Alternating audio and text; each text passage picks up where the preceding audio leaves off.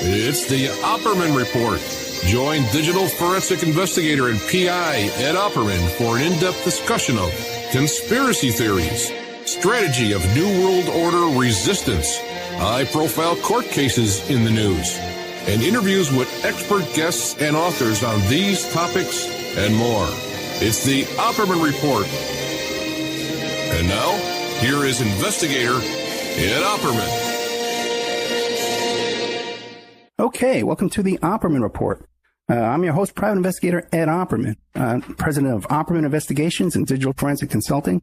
You can find a link to my work at emailrevealer.com. You can get an autographed copy of my book, How to Become a Successful Private Investigator, at emailrevealer.com. Or also to any kinds of asset searches, locates, adoption investigations. If you think your spouse is cheating, you give us their email address. We trace it back to online dating websites. We catch them cheating online. Emailrevealer.com. Now, this show is brought to you by cartking.com. That's cart-king.com. Their number is 877-986-7771. Now, what they do is they build and design those kiosks and carts that you see in the mall there. You see them at the airport. So if you want to have a coffee cart or a beverage cart, even one of those popcorn carts, they have them where we go to see the movies in the park. And they wheel up this popcorn cart and they sell you popcorn off the cart there. Baseball games, Little League games, they get those little booths where they sell you hot dogs and stuff like that. Well, that's what Cart King does, cartking.com. They build these carts, they build these kiosks, and they ship them worldwide. So you go to their website, they'll design it for you, tell them what you want. They'll design it, build it, and ship it worldwide. Okay, cartking.com, 877-986-7771. Okay. Got a great show for you today. We have Dr. Colin Ross from the Ross Institute. We'll be talking about trauma, mind control, CIA, MK Ultra. His website is the Ross Institute, the Colin Ross Institute, RossInst.com, RossInst.com. We'll be talking about the book CIA Doctors. He's got a webinar coming up at TraumaEDEssentials.com, June 16th. Dr. Ross, are you there? Yes, I am. And thanks for having me. No, great. Thank you so much. I'm really excited about this. So tell us about yourself. Who is Dr. Colin Ross? So I was born in Canada, grew up there, went to medical school in Edmonton, and then did my psychiatry training in Winnipeg. And then I was an academic medical school-based psychiatrist in Winnipeg for 6 years. And then in 1991, I moved to Dallas, where I've been based ever since. And I've got a hospital-based trauma program in Dallas, one in Michigan, and one in LA that I consult to. And I do lots of writing and lots of speaking. And I've got a whole model for psychotherapy of trauma and a model for the relationship between trauma and all kinds of mental health problems in general. Okay, very good. Now your practice, what does it involve? Well, I don't have a private practice that's open, but at the hospitals, these 3 hospitals, there's a trauma program which specializes in people who are basically very suicidal. You have to be pretty suicidal to get into a mental hospital these days. And the suicide is all tied into unresolved effects of massive amounts of childhood trauma, physical abuse, sexual abuse, family violence, loss of parents, the whole package of different forms of childhood trauma. Okay, and you're finding that the people who have experienced this trauma, like in early childhood, it's like an organized groups in the military and satanic cults that are causing this trauma? Most of the time, not. Okay. But some of the time, yes. So we had a huge wave. So I've been running this kind of program in the Dallas area since 1991. And in the 92, 95 timeframe, we had an awful lot of people describing growing up in satanic cults. Now, how much of this is objectively actually true? How much is not true? What percentage? I can't prove or disprove. But my whole treatment model is based on my goal is not to prove, disprove, believe, not believe. And then I get into, a lot of details about how the treatment works. But nevertheless, we heard an awful lot of satanic ritual abuse stories. And then they've kind of quietened down over the last 20 plus years, but not to zero. So we still have, I don't know the exact number, but somewhere between 2, 3, 4%, somewhere in there, people coming into the program describe growing up in satanic cults with very organized rituals and all kinds of mind control abuse. And then we have a smaller percentage describing military or CIA mind control. But again, not zero. And you say you don't try and prove or disprove, but what is your conclusion, though? How many of these people, because I'll tell you why. As a private investigator, I have a lot of clients come to me and they describe this kind of trauma in their life as well. Right. You know what I mean? And I try and figure out, hey, did this really happen to them, or is this something going on in their head? Right. What have you been finding with that? I've been finding I don't know. Right. Seriously, I mean, that's the bottom line. I can't prove it and I can't disprove it. And really, most people, like in the profession and in the world in general, they just reach a conclusion based on their preconceived attitudes. So bogus, they conclude it's bogus. They think it's real, they conclude it's real, without any proof or disproof either way. But personally, I would say I doubt that 0% of it's real. And I also doubt that 100% is real. But where it falls in between and, how much, what percentage from case to case, there's just no way for a clinician to tell. Except once in a while when somebody says something is totally impossible, like totally impossible. Right. And I don't know. I never met them. Very. Well, I'd written a whole series of books, and one's called Satanic Ritual Abuse, Principles of Treatment. One's called The CIA Doctors, which is not so much about treatment. But in a lot of detail, I've devised a lot of strategies where you don't have to decide. It's the same tasks, the same series of steps, the same strategies and interventions, no matter what you assume, mostly real, mostly not real. Okay. And I could describe that in more detail if you like. Yeah, go ahead, do that. Okay, so one good example. So a lot of the people who describe satanic ritual abuse also have multiple personality disorder, which is now called dissociative identity disorder. So it used to be MPD, now it's DID. It's the same thing, basically. We just changed the name for a whole bunch of reasons. And there's the occasional person I see with satanic ritual abuse background without DID, but big majority have DID. So first of all, you have to have a model for general therapy of DID, which I have, which again is a series of books. But it's pretty common. I was just writing about this in a paper that just got accepted at a journal. So it's a very common scenario. Here we are in June, right? So June 21st is the solstice, which also is described as being a big satanic ritual day. So there's calendar days that go around the year where there's big rituals that go on. And so if somebody was in the hospital now, there's a pretty good chance they'd be, say it's a woman, and they're a Christian, so they go to church, they identify themselves as Christians, and they describe growing up in a satanic cult. Their father was the high priest, and there's parts in the background who are the program cult alters. So they've been mind-controlled, conditioned, brainwashed into believing that Satan's the greatest guy around and they have to serve him and their reward will be with Satan in hell, which is kind of a strange place to get a reward. And they have to be obedient to the job, the mission, the programming, the orders, which came from dad and other high-up people in the cult. And if they don't, then they're useless and no good and they have to kill themselves.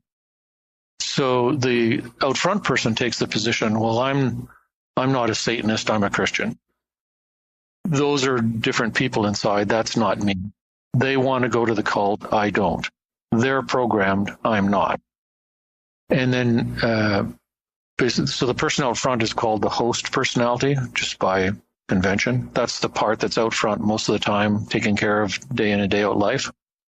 So the host personality feels like she's the victim of cult alters who are going to drag her to the cult ceremony, and she wants us to go in there fix them, deprogram them, counter brainwash them, while she kind of sits on the sidelines. That's kind of the presenting scenario usually. Now, with the, I guess we'll call her the victim or the patient, will they realize that they have other personalities actively working behind the scenes? Not all the time. It's variable. So some people come in and they're suicidal, they're depressed, they have a drug and alcohol problem, whatever brings them in, and they think everybody hears voices in their head. Or they think, well, yeah, I have all these periods of missing time, but I thought everybody was that way, or I just thought I was weird. So they'll have a lot of symptoms going back in time, but they haven't put it together. So they're often aware of hearing voices, like 90% of the time, but they don't really know what the voices are, where they're coming from. And then some people know that they've got a 6-year-old named Susie and a 12-year-old adolescent who's hostile and angry, and they can say their names and so on. And they internally talk back and forth with them, and they can tell you that these parts sometimes take over and do stuff, and they're blanked out. So it varies, at the time of diagnosis. Some people have a lot of awareness, some people kind of an inkling, and some people not much. But once you're in therapy, the idea is to get to know your parts, set up communication channels, and be more aware. So now, when you're treating these patients, you'll actually talk to a 6-year-old, will come out of them and talk to you, and they won't remember this? Yeah, that's variable too. So there's all degrees of amnesia. And the goal of treatment is not to have any amnesia, have all the parts communicating, aware of each other, and working together as a team instead of going in all different directions and having tons of conflict. But at the beginning, it's pretty common for when another part comes out, the out front host personality is totally gone and doesn't remember when she comes back. And then that's been happening out in the world, which is why they say, it was 10 in the morning, the next thing I knew was 6 p.m. and I don't know what I'd been doing or where I was. And do you treat this with medication? Medication kind of helps around the edges a bit. So there's no medication for the dissociative disorder, the DID itself, but for the anxiety, the depression, different things. Right. But the core of it's psychotherapy. Okay, and can people recover from this? Yeah, absolutely. Yeah, I know people personally, and there's other therapists who've treated a lot of who've gotten to integration, which is all blended back together into one person. And then you're not hearing voices, you're not having missing time, you're not having all of a sudden all these behaviors going on that you don't want to happen, you don't have control over. It all goes away. And along with that, the depression, the substance abuse, the eating disorders, everything really can improve amazingly and dramatically, which I've seen myself. Now, you hear some of these public people come out and they do a lot of alternative media and they talk about this, and some of them claim that marijuana helps to alleviate this. Do you have any opinion on that? I have a little bit of an opinion, and I want to cycle back to the satanic ritual abuse scenario and describe how I intervene. But so I was brought up in the conventional medical world, in medical school and so on. Marijuana is bad. Oh, of course, alcohol and cigarettes are fine. But actually, alcohol and cigarettes are far more toxic than marijuana. And doctors in general have seen all kinds of cases of end-stage liver disease. Persons just got 6 months to live because of lung cancer, and they've been smoking all their lives. So everybody's seen lots of bad effects of alcohol and tobacco. But the medical profession, when I was in training, had a really huge negative attitude towards marijuana and a very permissive attitude towards cigarettes and alcohol, which was way out of proportion to the objective reality of how damaging those things are. So that was kind of the background I came out of. And now, of course, we're starting to find out that it's not just marijuana, it's THC and CBD, which are two components of marijuana. And the THC is tetrahydrocannabinol, is what gets you high, which is why people like it. The CBD is another chemical in there, and it seems to be the one that has the medical benefits. And so there's clear cases of amazing responses of, you can see videos online on YouTube easily of a guy with Parkinson's disease shaking tremendously, which he's been doing nonstop for years. And he takes some cannabis oil, high CBD cannabis oil. 10, 15, 20 minutes later, it all settles down. And little kids with 10, 15 seizures per day for years get on CBD. All of a sudden, they're having one a month. And there's some evidence starting to come in that it may be helpful in post-traumatic stress disorder and so on. So whether you just get stoned and don't have to deal with your problems for a while, or it's actually directly helping, I'm not sure. But I'm kind of on the fence scientifically about what its role is going to prove out to be, because we just don't know. But I don't think the role of it's going to turn out to be zero. Now, that's interesting. You mentioned PTSD. How does that fit into this whole mix of in the diagnostic manual of the American Psychiatric Association, which is the 5th edition, so it's Diagnostic and Statistical Manual edition, DSM-5, which is kind of the recipe book for making psychiatric diagnoses. The sections are put beside each other if they're closely related. So the post-traumatic stress section is right beside the dissociative disorders. And it says that's because they're closely related. So people with dissociative identity disorder, inpatients, about 80% meet criteria for post-traumatic stress disorder. But the other way around, it's only a small percentage of people with post-traumatic stress disorder who have DID. Gotcha. But they're all part of the same big ball of wax of trauma response. Now, the way I understand, you're going to mention something, you wanted to backtrack to something about satanic ritual abuse? Yeah, so we had that scenario of here's the, which is a good scenario right now because it's close to June 21st. The host personality is saying, you've got to do something about these cult altars. They want to go back to they want to get discharged. They want to go to the ceremony on June 21st with my dad, kill some baby. And so that's a little alarming. But you have to be careful as a therapist not to get, because if you just flip out and get all alarmed, you're not going to be able to help a person, right? So I maintain what I call therapeutic neutrality, which I kind of explained already. The therapeutic neutrality is I don't believe and I don't not believe. I'm not doing either. Whereas most public discussions, it's the believers versus the non-believers having a big fight with each other. And so I explain that to the person I'm working with. And one of the reasons I explain that is there's going to be parts inside who believe it's real, and there's likely going to be parts who think it's not real. And so if you just take one side or the other, you don't have a treatment relationship with parts on the opposite side. And your goal really is to work with this whole system of parts and get them to work together as a team, which you can't do by taking sides one against the other. So I maintain therapeutic neutrality. And then there's a technique called talking through. So the cult altars in this example would be listening on the inside. So they're awake on the inside listening. And so therefore I can talk to them by talking through the host personality. I don't have to have them come out and take control of the body necessarily.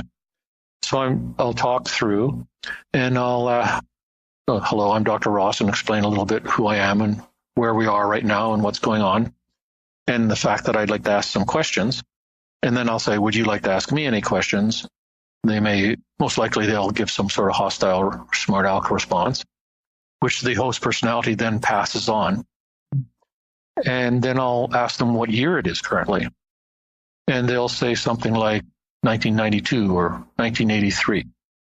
So those alter personalities, whether it's satanic ritual abuse case or not, or quotes regular DID, often the younger child, adolescent part absolutely cognitively don't get it that it's 2008. They're literally cognitively back in the past, and they'll say, yeah, I'm 12 and I live at home. My mom and my dad, my brother and my sister and my dog. So in this hypothetical example here, let's say they say it's 1983, but I already know the patient's father died in 2004. So then I know there's zero possibility of going to a cult ceremony in 2018 with Dad, because he's not even alive anymore. So that helps me to be a little less alarmed. And then I know, well, these little parts inside who really want there, and that's their whole role, and that's their meaning and their purpose. They've got a big problem because they're going to get hit with a whole tsunami of grief when they figure out that it is 2008, because I'll work with them and explain it to them. And Dad's been dead, and there's no chance of ever hooking up with him again. So I have empathy for these parts in advance because I know they're going to get hit with a whole lot of grief. And I know they've just been brainwashed, and no kid really wants to be involved in a whole lot of gory, sadistic abuse. So then I may shift off at that point and start explaining to these guys on the inside, okay, so you've been threatening to kill her, which is why she's here in this hospital. And we can't discharge you if you're threatening to kill her all the time. We can't discharge people whose suicidal risk is way, way up there. So if you do want to leave the hospital before June 21st, you're going to have to stop with threatening all this suicide. And then they'll go, oh yeah, okay, we're not suicidal. But of course, I'm kind of conning them, and they're kind of conning me, because I don't buy it that they're actually not suicidal. They're just pretending not to be, because now they get it. But at the same time, actually, sort of, in fact, they've stopped being suicidal, which is the reason for admission. So I'm already kind of halfway to discharge right there. That all makes sense? It does. Because I was going to ask you if you take precautions that they're not going to go out and kill these kids. But have you ever run across cases where they had the date right, they knew what the date was, and you were concerned that they were going to run out and sacrifice babies? I don't personally have like high levels of anxiety about it at all currently. But back in the 90s, when we were just, all this kind of landed on our laps. We had no training, no nothing. There's no literature on it, no guidance from anybody. We did many, many hours of team meetings and talking about this, that, and the other. Do we believe it? Do we not believe it? Do we have to report it to the police? And the net outcome is it's completely futile to report it to the police, because they don't have time. They don't really believe it. And the person doesn't have any concrete information, like this person with this middle name, first name, middle name, last name, and this birth date is buried at this specific location. It's just stuff happened in the woods, and I was kind of drugged, taken out of my bed, transported there. I don't know exactly who it was that got killed, because they were some sort of homeless kids, or don't know where they came from. So there's like nothing to investigate. If you're looking at it from the perspective of a busy, police officer. And I've never been involved in a case that's been investigated where there's actual, courtroom level objective evidence or proof, which doesn't prove it's not real. That's just the way it is. So I don't try and take any kind of action outside the therapy, purpose. I'm kind of concerned about it, but there's nothing I can do. Have you ever run across a case where you found out later on that they did go back to some kind of a... Not with any objective proof, no. Okay. I'd be very, very happy if there was an actual bust with actual videotape or some kind of objective evidence. That would be great, because it'd be good to have some objective evidence. That wouldn't prove it's all real, but it would prove it's not all not real. Okay, this is a good time to take a break. We're with Dr. Colin Ross, the Ross Institute. His webinar is TraumaEDEssentials.com. It's coming out on June 16th, but I believe you do one every month, you said? Yeah. Every month. On June 16th, I'm not the actual speaker, but I'll be speaking in July and August. Okay, great. And the website is RossInstitute.com, RossInst.com. We'll be right back with more of Dr. Colin A. Ross, Trauma, Mind Control, CIA, right after these messages. And now a word from our sponsors. WPR Rebuttal. covering the sides of the story missed by Wisconsin Public Radio, bringing you narratives the UW System Board of Regents won't allow, shedding light on perspectives the owners of WPR don't want you to hear. Every Thursday at 12:30 Central Time, WPR Rebuttal is your destination for grassroots journalism in Sauk County and beyond. Our host, Senator JPO, provides insightful analysis into stories that are only superficially covered by mainstream press. A recent inventory of topics includes college graduate underemployment, yellow journalism in the media, and favoritism in the public sector hiring process. Get your WPR Rebuttal fix Thursdays at 12:30 Central Time. The Opperman Report is brought to you by SubhashTechnosis.com. Subash Technosis is a search engine optimization and website design company located in India, so you know you're going to save a lot of money and get top quality service to boot. They offer all kinds of services, business process outsourcing, data entry, banking BPO services, recruitment process outsourcing, software testing, offshore research networking, customer care, press release content writing and distribution, and much, much more. They offer website development, e-commerce solutions, mobile responsive designs. Now, I've personally worked with Subhash for over 10 years. This is the man that puts out my press releases. They've done work on my websites, so I can personally recommend SubhashTechnosis.com. You can find a link to Subhash Technosis at OppermanReport.com and also AwakeRadio.us. People are waking up. They're standing up to those pushing pesticides and GMOs as safe alternatives for a starving world. What a bunch of crap! I tell you, I'd rather eat dirt. So I drink Life Change Tea. It's an herbal drink, cleansing my body of toxic sludge and nasty chemicals, and of course, ridding the intruders that are hidden in my so-called food. And by the way, Life Change Tea is non-GMO and organic. No fillers, no yuck. Just a great defense against you-know-what. May the supplement force awaken you. Don't fall to the dark side. Sorry. I went to the movies last night. Anyway, enough said. How do you get that herbal drink and change your life? GetTheTea.com. That's GetTheTea.com. You will awaken. You will get stronger, and you might even lose a bit of weight. So awaken to Life Change Tea and the many one-of-a-kind supplements at GetTheTea.com. That's GetTheTea.com. May the supplement force be with you.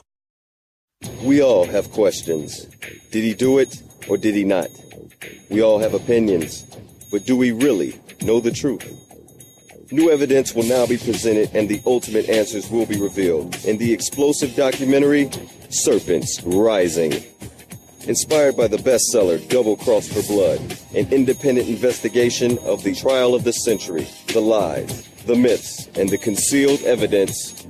Don't miss Serpents Rising. This excellent documentary film is available at Serpents Rising at Vimeo Videos on demand. Watch it for $1.99. You can have your ad played here at OppermanReport.com every Friday night, 5 p.m., and Saturday night, 5 p.m. to 7 p.m. Pacific Standard Time. And on Friday nights, too, we do a live portion for 1 hour that I just do a live monologue. The ads are very, very inexpensive, and they're also played in the Opperman Report member section. In the member section, you can find all kinds of exclusive content that you won't find anywhere else. It's as cheap as $6 a month, $20 a quarter, or $75 for a year. If you contact me directly at OppermanReport@gmail.com, I'll set you up with a little special deal there where you get a discount if you PayPal me directly, and you even get a copy of my book. I want to thank William Ramsey, who helps us produce the show and book guests. You can find William Ramsey, who's an excellent author, at William Ramsey Investigates on YouTube. Okay, welcome back to the Opperman Report. I'm your host, Private Investigator Ed Opperman. We're here today with Dr. Colin A. Ross from the Ross Institute. His book we're talking about today is CIA Doctors. Dr. Ross, now you've been doing this, as you described, a long time now. Right. How many of these cases or these patients have you treated or studied? Oh, well, there's me treating in terms of I'm doing all the therapy myself. That's a relatively small number. Okay. But people who've come through my program who I've done at least one assessment therapy session with, hundreds who have satanic ritual abuse in their background as they describe it. And CIA military mind control, dozens at least. Okay, we'll get into that in a second. Now, since these people are complaining about Satanism, right? Do you take into account that there's a spiritual aspect to this? And do you ever recruit or employ like a priest or an exorcist, not to be overly dramatic, but, like a priest or minister to come in and pray with them or anything like that? Exorcists, no, because the problem there is, and I've written about this in a lot of detail too. Yeah. So we think that these people have just one personality. They're just one person that's fragmented into bits and pieces. And so there's not literally different people in there. And there's not literally different entities from outside in there either, because we're looking at it through the lens of psychology.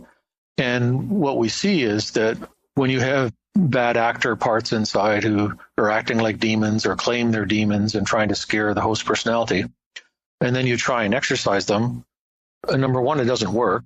And number two, they just come back more angry, more hostile, more vindictive than ever.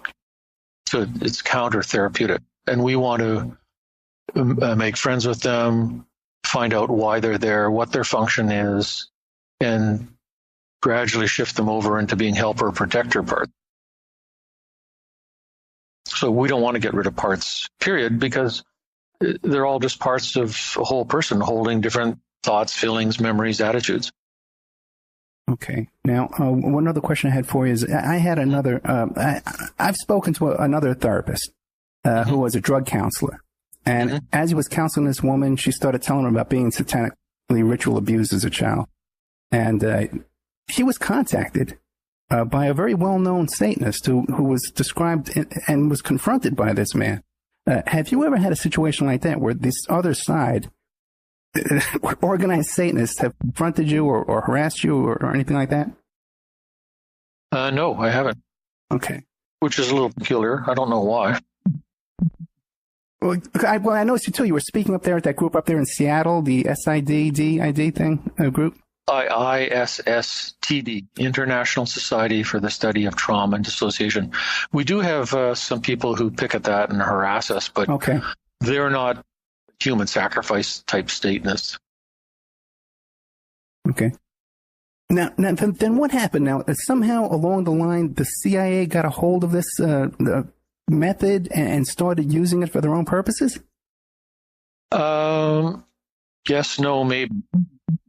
So I can get into all the documentation and the facts about CIA mind control here in a bunch. I do want to one time more, though, cycle back to the case example. Okay. Do you mind if we do that Sure, first? Go ahead. No, go ahead. Okay. So I'm talking to the satanic parts inside. I work with them to look out through the eyes, look at their hands. Do those look like 7-year-old boys' hands? No, those are her hands. Okay, so how come you're looking through her eyes at her hands? Well, that's because you're inside her body. Take a look at your shoe.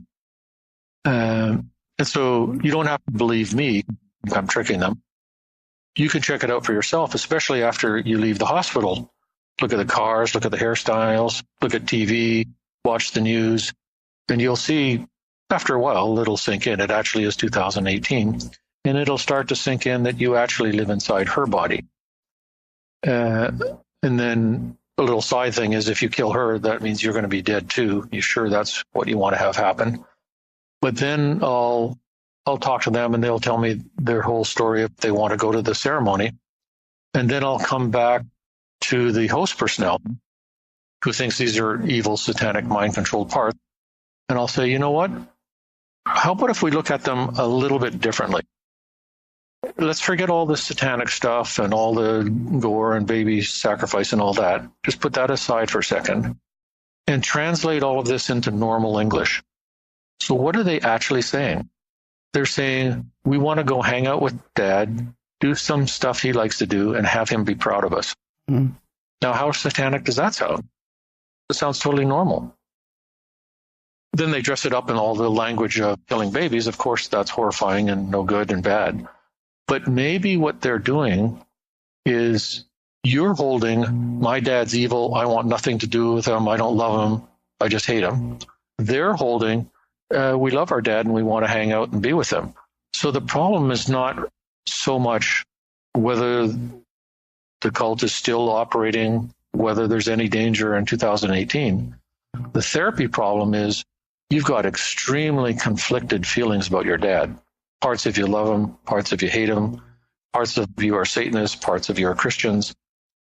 And this is a problem internally with you that we can work with you to try and resolve.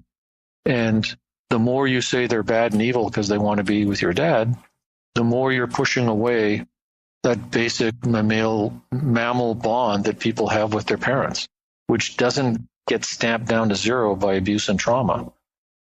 And so the host personality goes, oh, I never looked at it that way. And then the cult alters are going, finally somebody gets it. And then there's a whole process, try and move that forward and get everybody on board. So basically what I've done is I've just completely sidestepped, do I believe it or not believe it?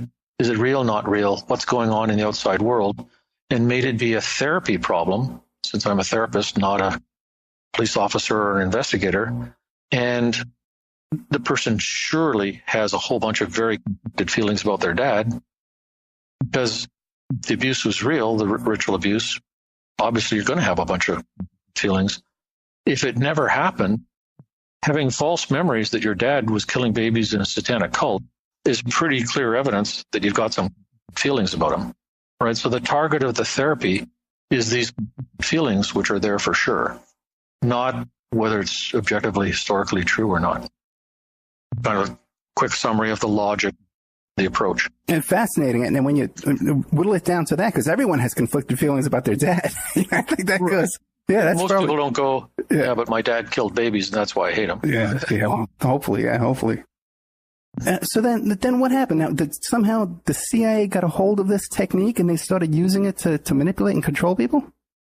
Well, what happened in terms of my personal professional history and the history of the field is, if we go back to when I'm in medical school, which is 77 to 81, not a word about childhood sexual abuse, physical abuse, family violence, rape, none of that. Really? It just was like off the radar. And when you read the textbooks, my textbook, which is the 1980 book version, had a reference to a 1955 study saying that incest occurs in one family out of 1 million. So there's gigantic denial of just regular domestic physical abuse, sexual abuse, family violence.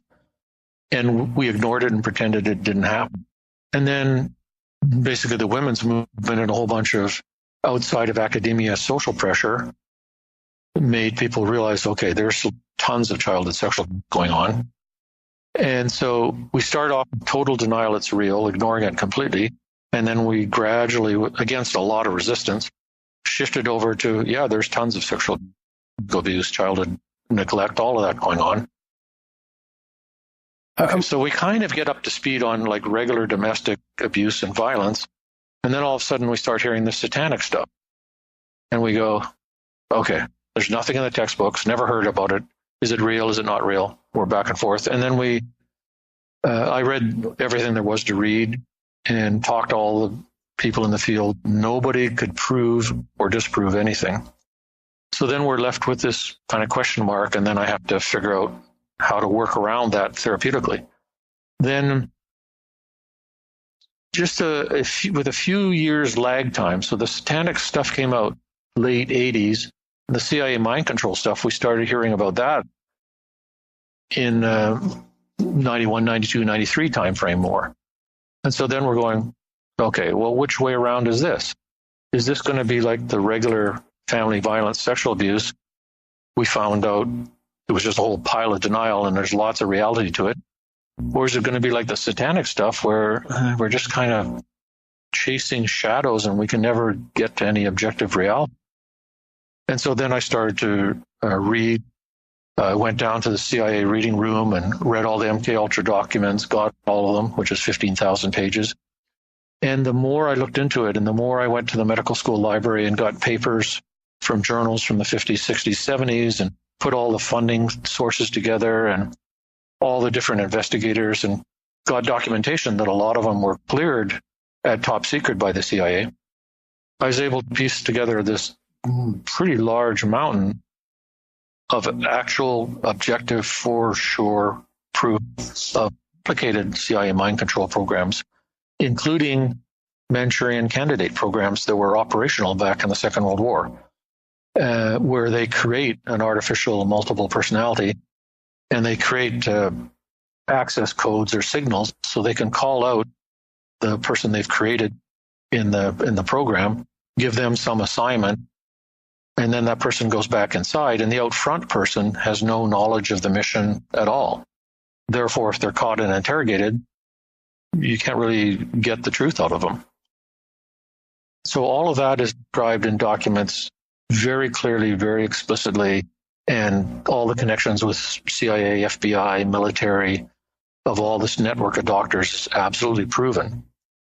So, but then that brings us back to treatment. In individual cases, it's the same as the satanic ritual abuse. Almost all the time. You can't prove it, you can't disprove it. But what you can say is, stuff like this happened for real. It's actually real there. In your study of these documents, how many subjects of these experiments were there? Well, we only have the general public, we only have the iceberg in terms of what classified. And that stops in 1973. So all the CIA military mind control programs, except for a little bit of LSD experimentation by the Army up until the late 70s, it's all basically black ops, still classified. We have no objective proof. But up until 1973, so the CIA was created in 1947 from basically all the people who were in the Office of Strategic Services, which was created in the early 40s to coordinate U.S. intelligence efforts in the Second World War. All the people in the OSS kind of got demobilized at the end of the war, but then reorganized and became the core of the CIA, formed in 1947.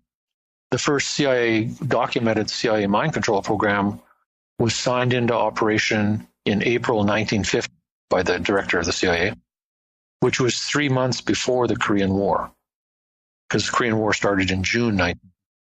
And that was called Project Bluebird. And then Project Bluebird rolled over into Project Artichoke, which rolled over into MK Ultra, which then rolled over into MK Search. And that spanned 1950 to 1973. And then there's a whole bunch of other parallel projects. MK Naomi, Project Often, there's a bunch of them that have been declassified. But for sure, like I said, that's just the iceberg. And I had one phone conversation with Sidney Gottlieb before he died, who was the head of MK Ultra.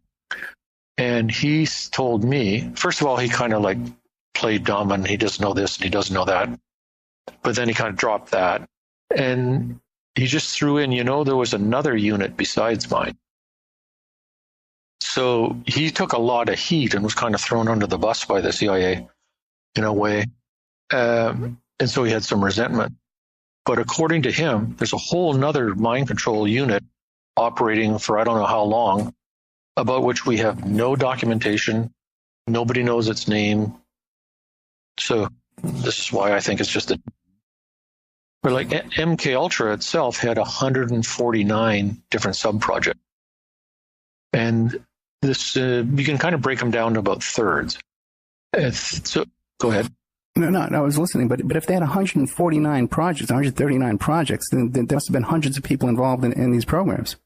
Oh yeah, huge numbers. So all the Senate committee hearings that happened in the mid 70s, where all this stuff got classified, the Army General Counsel for the U.S. Army released a document that lists, I can't remember the exact number, but it's about 125 different substances that the Army tested in mind control experiments, including LSD, BZ, all kinds of stuff. And the Army has released that they tested LSD by their reckoning, which is for sure underestimate, on at least 1,500 soldiers. So you got 1,500 got LSD, you've got 125 different compounds, and that's just what they've admitted to. So it's somewhere in like the tens of thousands or hundreds of thousands of people who were involved in at least some kind of mind control experimentation. We have no idea what the exact number is. And so that's not just a couple of mad doctors in a basement somewhere. That's a big organization. And when you look at the MK Ultra contract, you can roughly divide them into thirds. So a third were just basically industrial procurement. So they wanted a supply of this drug or that compound. So they contracted with some company. Roughly about a third, the investigator who was funded was unwitting, which means he didn't know it was CIA money because it was funneled through a front organization. And so he had no clearance. He just thought it was a grant from a grant foundation. And those projects were just kind of looking into things that the CIA thought might prove to be interesting or might be useful operationally. And then a third of the projects, the investigator was cleared at top secret, and it was clearly mind control experiment. Okay, this is terrifying. Can you describe here? You know, it really is. It's because I've always taken this with a grain of salt. I mean, there's so much. There's so much. If you went on YouTube right now and you put in MK Ultra, you'd find 10,000 videos with the most outlandish, stories and theories and stuff like that. How much of that is should we be concerned about that could be real, or is it? Well, it's okay to be concerned, but not okay to be hysterical and right. Off the deep end about it. And this is the problem with the internet. There's so much information, disinformation, right. Real news, fake news on everything, let alone on CNN, ABC, NBC. So I think my recommendation is just to be sensible and critical in your thinking. Don't reject it all out of hand and don't buy it all. But how to sift through it and figure out which parts are accurate or not is a little tricky. But I would say, given what we do know happened, it's perfectly possible that a lot of really outrageous stuff happened that we can't prove. Right, and if anything, they would be doing 10 times more outrageous things now. If they have this program right now where they're taking these immigrant kids and locking up in these Walmarts, like they're showing all day long on TV today, if we've become so cold and callous that we're doing that right out in the open right now, God only knows what they're doing in private. It's not like they've gotten more civilized. If anything, they've gotten less. Right. So I agree totally. And you look at, so I was just at a conference last month, actually, on sex trafficking. Right. And the FBI people who specialize in sex trafficking were talking. And like the budget or the revenue stream from sex trafficking in the United States alone is at least $9 billion a year. I mean, these are gigantic industries. Yeah. Which is, of course, there's like slave labor, sweatshop type. Well, but sex trafficking, primarily children and adolescents, is multi-billion-dollar industry, which means there's some very powerful big players, including organized crime, no doubt. And the average age of trafficked girls has gone down in the last 10, 20 years. So now the kids are getting trafficked at younger and younger ages. Volume of business is bigger and bigger and bigger. Therefore, the procurement network has to be bigger and bigger and bigger. It's a gigantic problem. And so what I hear from patients I can't document is that, so these are patients who are now 40, 50. They describe either their dad was in the military, he was a military contractor, or they were involved in some sort of special program with classes on the base. There's some way that military/CIA got their hands on them, and then they were recruited into these special programs. And one of the recruitment channels is basically just like J. Edgar Hoover had dirt on everybody in a file, right? So it's the CIA, they have dirt on the guy because he's a big shot in a satanic cult, committed dozens or hundreds and hundreds and hundreds of crimes. And they therefore can put the squeeze on him, and they say, well, we want your kid. And the reason they want that kid is because that kid's already been horrendously abused and traumatized, already has a well-formed multiple personality, and then build on it from there when you take them into the mind control program. So that's the story that I hear, which I absolutely can't prove or disprove. Right. That's what you've learned from your experience. But in studying the documents, You described them using drugs, different drugs to manipulate mind control. But have you discovered in those documents that they were using sexual abuse of children in order to create mind control? Yeah, none of that's in the document. None of the documents. Do you suspect, though? Oh, yeah, definitely. Well, why do I suspect that? So what do we know for a fact? We know that there's photographs of Abu Ghraib, right, and less so from Guantanamo Bay.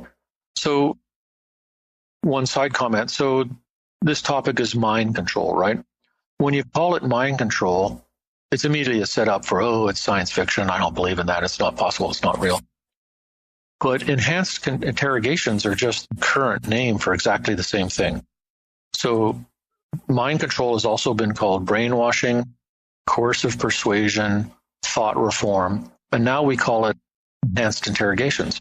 Nobody says enhanced interrogations are not real. We all know they're real. The debate is not, is it going on? The debate is it torture? Should we do it? Shouldn't we do it? What's the yield? And we never know because we never get access to the classified information. But we do know that so-called enhanced interrogations include sleep deprivation, sensory deprivation, mock killings where you're going to be killed, but then you're not, prolonged hooding, sitting in extremely uncomfortable postures that cause a lot of pain for hours on end, being wired up to electrical generators or batteries and electrically shocked, having your religion trashed and insulted in front of you, being sexually humiliated, being forced to be naked, to masturbate yourself, to masturbate other naked prisoners in front of U.S. female military members. So that's sexual humiliation right there. And then what happens is this tries to get written off as a couple of rogue people who just went off the reservation. Clearly programmatic. And Seymour Hersh actually wrote a couple articles giving the code names for these programs that were operational at Abu Ghraib. So the U.S. government, for a fact, has used sexual intimidation, sexual trauma deliberately and programmatically. Since the Phoenix program. That's just, again, the tiny tip of the iceberg. So why would I conclude that nothing else has ever happened? In MK Ultra, there was a series of projects, mostly in San Francisco, some in New York. So this is all totally documented for real. And when you read the documents for those sub-projects, they describe in great detail. They set up safe houses, which they then decorated to be like a Toulouse-Lautrec 19th century brothel kind of place. They had a one-way mirror. Which is a guy named George White, who used to be equivalent of a DEA agent, was the lead contractor under these sub-projects.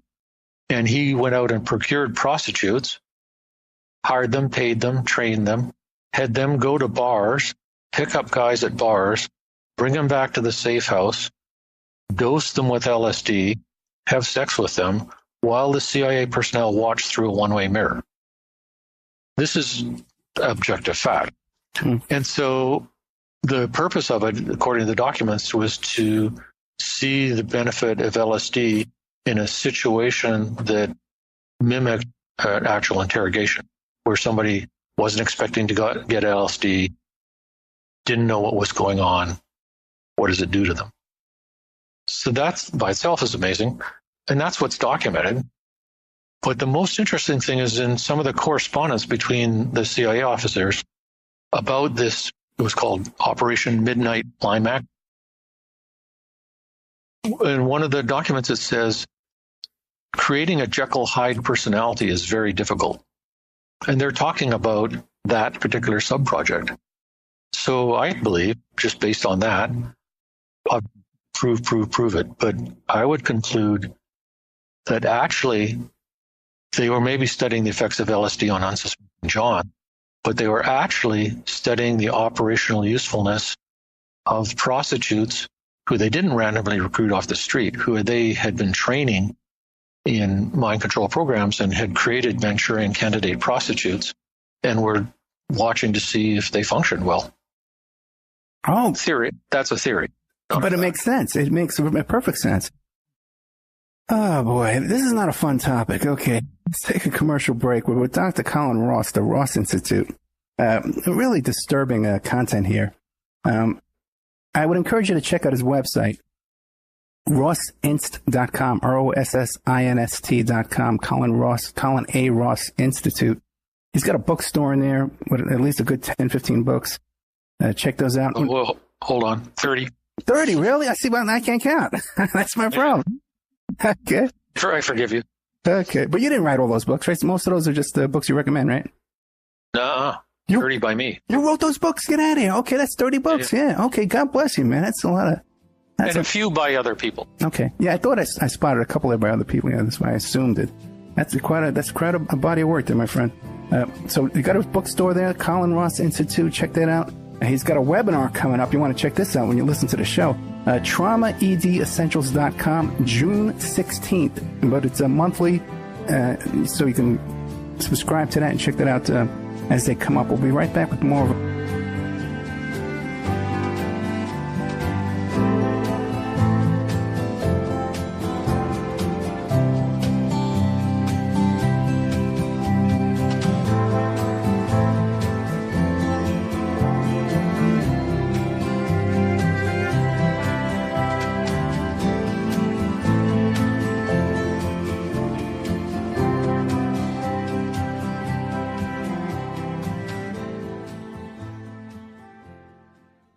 A word from our sponsors. Hi folks, Ronnie here from Life Change Tea. There's a lot of hubbub about the ramifications of GMOs. First of all, what are GMOs? Genetically modified organisms. Yee! Man-made organisms entering our body, changing and damaging us from the inside out. What's our defense? First of all, not eating them. Second, cleansing from them when we do eat them. Thank God for Life Change Tea at getthetea.com. Life Change Tea cleanses from toxins, heavy metals, and helps flush GMOs out of your body. Our unique blend of herbs help cleanse you from the inside out, helping you feel refreshed and clean of yee. We also carry unique one-of-a-kind supplements. So order online at getthetea.com. That's getthetea.com. Rid yourself of the yee that contaminates your food and water. Go to getthetea.com. That's getthetea.com. Get the Tea, your best defense. The Opperman Report is brought to you by SubhashTechnosis.com. Subash Technosis is a search engine optimization and website design company. They're located in India, so you know you're going to save a lot of money and get top quality service. They offer all sorts of business process outsourcing, data entry, banking BPO services, recruitment process outsourcing, software testing, offshoring, research network, customer care, press release, content writing and distribution, and much, much more. Now you can get a hold of Subash Technosis by email at info@subashtechnosis.com. Their website is www.subashtechnosis.com, and their Skype is ANUSHASUBASH. WPR Rebuttal, covering the sides of the story missed by Wisconsin Public Radio, bringing narratives the UW System Board of Regents won't allow, shedding light on perspectives the owners of WPR don't want you to hear. Every Thursday at 12:30 Central Time, WPR Rebuttal is your destination for grassroots journalism in Sauk County and beyond. Our host, Senator JPO, provides insightful analysis into stories that are only superficially covered by mainstream press. A recent inventory of topics includes college graduate underemployment, yellow journalism in the media, and favoritism in the public sector hiring process. Get your WPR Rebuttal fix Thursdays at 12:30 Central Time. Remember, all these shows on Awake are brought to you by emailrevealer.com. You can go to emailrevealer.com and get a copy of my book, How to Become a Successful Private Investigator. You also do all the kind of different services for you. Online dating service investigations called an online infidelity investigation. And that's where you give us your husband or your boyfriend, your girlfriend's email address, and we trace it back to their online dating websites, and we return a list of all the dating sites that email is registered to. We can expand on that investigation and trace it back to porn sites, escort service sites, swinger sites, gambling, websites, and even prescription drug websites, and all kinds of digital forensics, computer and cell phone digital forensics, where we can recover deleted content from an email or a hard drive and produce a report for you that you can use in court. That's emailrevealer.com, or you can contact me at oppermaninvestigations@gmail.com. It's the Opperman Report.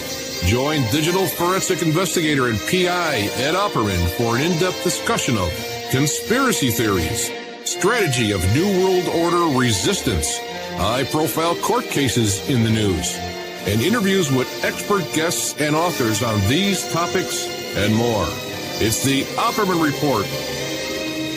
And now, here is investigator Ed Opperman.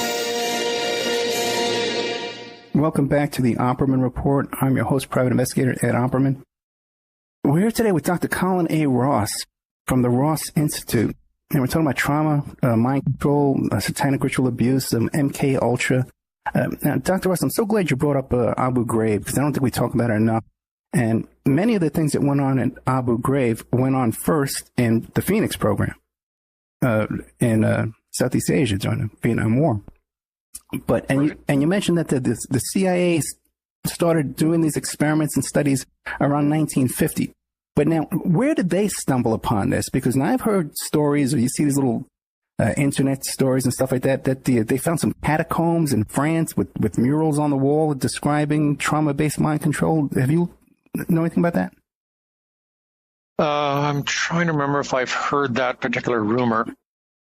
I might have, but there's all these kind of rumors out there. Yeah. Where's the documentation? But it's an excellent question. So the CIA, were not the originators of this, even in U.S. military history, because a guy named G.H. Estabrook, who was actually born in Canada but spent his whole career at Colgate University in upstate New York, he published a book on hypnotism in 1943, and then published a paper in a journal called Science Digest in 1971. So spanning that time period, he described in great detail, on contract to the War Department during the Second World War, creating these Manchurian candidates. He called them super spies, and running them operationally for the military. And I have a copy of many of his papers and books, but also his War Department contract, and a document where he's providing Manchurian candidates for the CIA in the early 50s. And I have him connected up to many, many other doctors who were doing this kind of research, and many of them cleared it top secret as CIA military contractors. So it's very well documented. It's a fact, not fiction. These Manchurian candidates were operational going back to the Second World War, which then raises the question, how much before that? And next thing we know, we're probably in ancient China or something. Are you familiar with the correspondence between Freud and where he talks about that he believes there's organized sexual abuse of children? Yeah, I am aware of that. Okay, how does that fit into this? What do you think? Well, that's just a little bit of cover gets taken off of this once in a while throughout the last 150 years. So there's a book that's called Dementia Praecox, which is the old word name for schizophrenia. Dementia Praecox, or the Group of Schizophrenias, by a Swiss psychiatrist named Eugen Bleuler, published in 1911. So he's the guy who invented the term schizophrenia. And so Dementia Praecox switched over to being schizophrenia. And in his book, he describes, first of all, he describes a whole lot of cases that are obviously dissociative identity disorder, not schizophrenia, in great detail. But he also describes patients saying that they grew up in organized abuse cults, basically. So there's little hints of this peeking out here and there for a long time. I'll throw in a sort of macabre but good but interesting kind of comic story that illustrates this. So most of the people are just kind of carrying on with their life and aren't concerned with all this. But it does poke out in the media every once in a while. So like after Hurricane Katrina, Right. There was an actual Associated Press article that I happened to see in the newspaper that the U.S. Navy was reassuring the population that there was no need to be concerned. A pod of military dolphins had escaped their enclosure and were out in the open ocean as a result of Katrina, but they didn't pose a threat to civilians. So they weren't denying that they had a pod of militarized dolphins. So this was going on, in the 21st century for sure. And if you go back to the Bluebird Artichoke MK Ultra documents, they're describing implanting electrodes in the brains of cats, dogs, monkeys, and also dolphins, and controlling the direction that the dolphin would swim, and using the dolphin to deliver bombs to enemy ship, which is the scenario from the movie The Day of the Dolphin. Sure. I remember the movie terrified me when I was a kid, yeah. But the MK Ultra documents describe this being done in detail. So you see it poke out in Hollywood movies like the Bourne series and so on. You assume it's just Hollywood fiction, right? But a place that it popped out in the mainstream media was, and this is on mainstream newspapers, mainstream news programs, ABC, NBC, etc. So it's 1979, May, and Jimmy Carter's running up for re-election, and he's going around giving talks everywhere. And on Cinco de Mayo, 1979, he's giving a talk. I always forget if it was LA or San Diego. I think maybe it was San Diego, one or the other. And there's a commotion in the crowd. It's like a public place. And the Secret Service wrestles these two guys to the ground who have starter pistols. And this is the whole story according to the Secret Service. And these guys are taken away and they're interrogated. And at first they assume they're just drunks, starter pistols, what are they doing?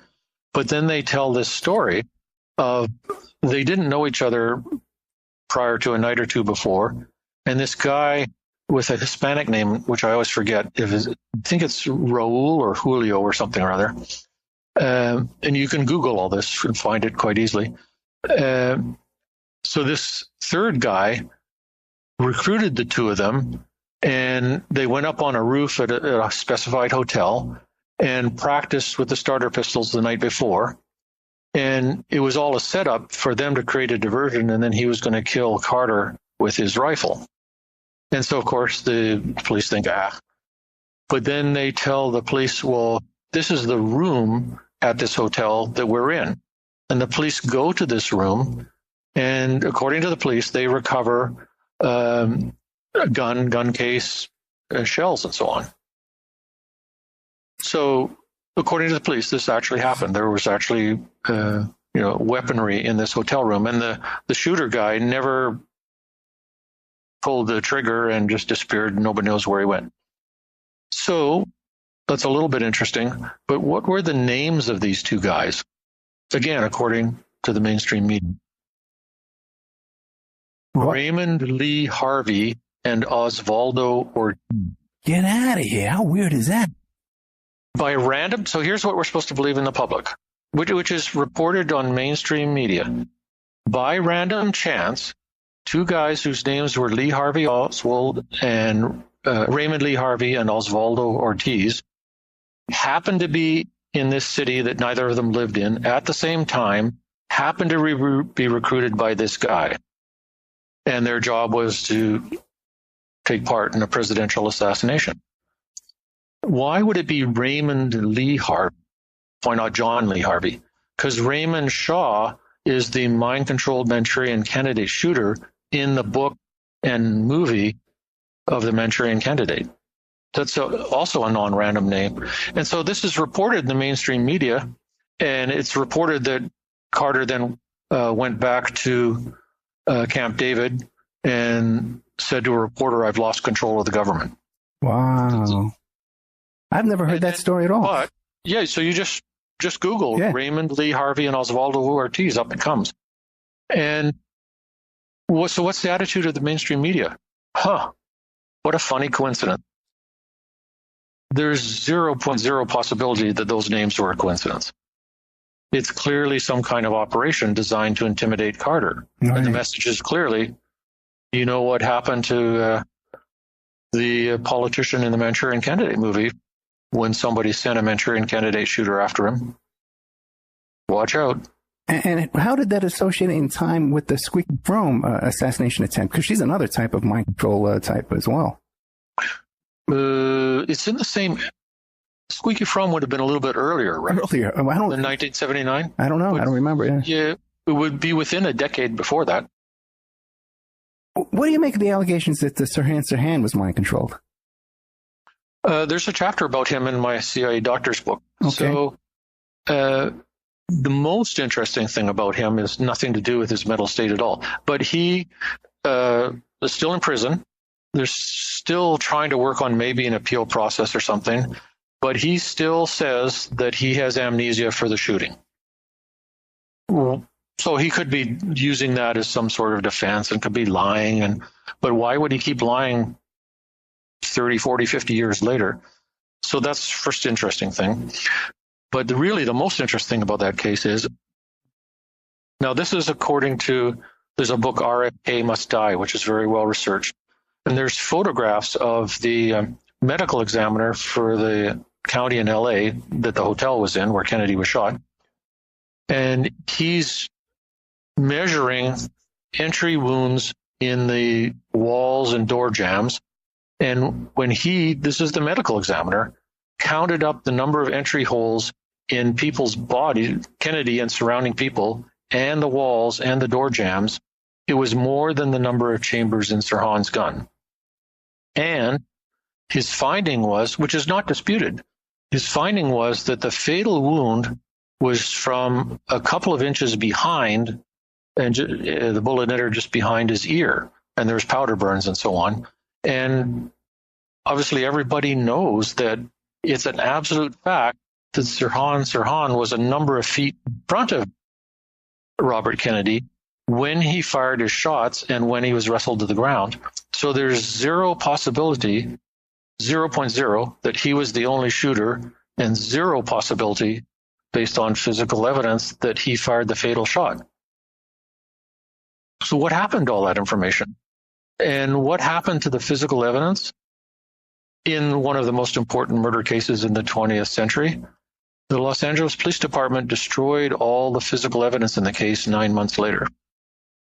Yeah, and then they also demolished the hotel, too, just recently, in the past 10 years. Right. So, I mean, that doesn't add up.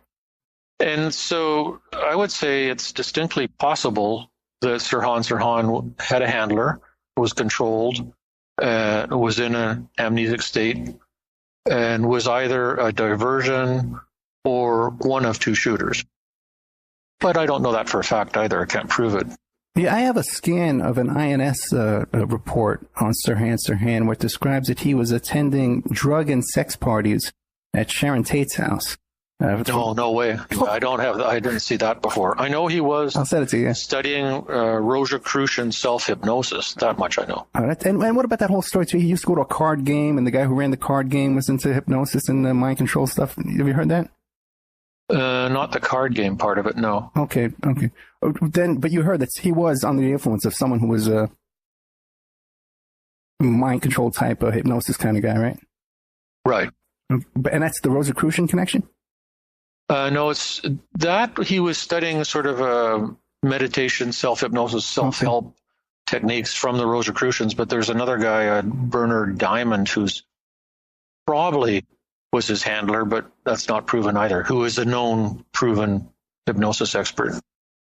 But I never heard, this is the first time I've heard about a direct link between Sirhan and Sharon Tate. I'll send you that. If that's true, again, there's zero possibility that's coincidence. Yeah, right.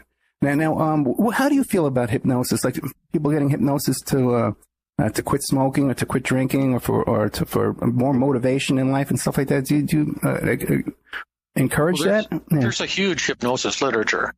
And I don't personally use hypnosis. We don't use it actively in my hospital-based programs for several different reasons. But I mean, there's a giant literature on hypnosis, and it's clearly a real thing, and people can clearly stick their hand in an ice bucket. So about it depends where you put your cutoff score, but 5 to 10% of people are highly hypnotizable. They can enter a trance state. They can block out physical pain. You can give them post-hypnotic suggestions to do stuff. They don't remember the suggestion, but they do whatever you told them to do.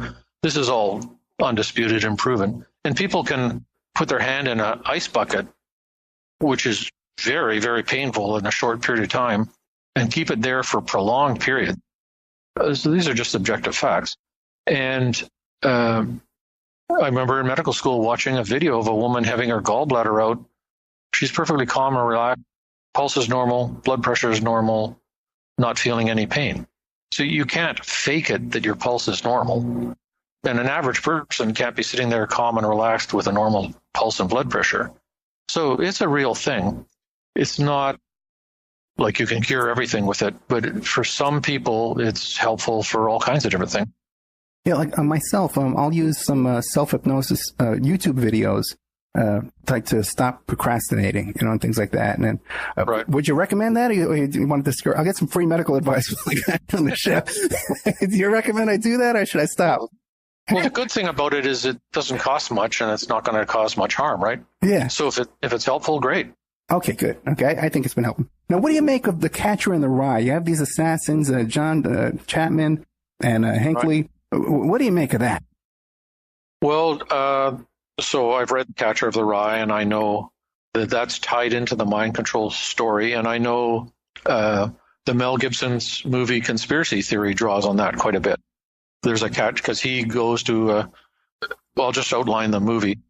Mel Gibson is this kind of kooky guy who has a conspiracy theory magazine that he publishes that has only 7 subscribers.